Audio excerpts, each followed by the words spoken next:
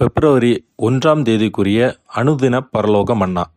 நீங்கள் வலதுபுறமாய் சாயும்போதும் இடதுபுறமாய் சாயும்போதும் வழி இதுவே, இதிலே நடவுங்கள் என்று உங்களுக்கு பின்னாலே சொல்லும் வார்த்தையை உங்கள் காதுகள் கேட்கும்.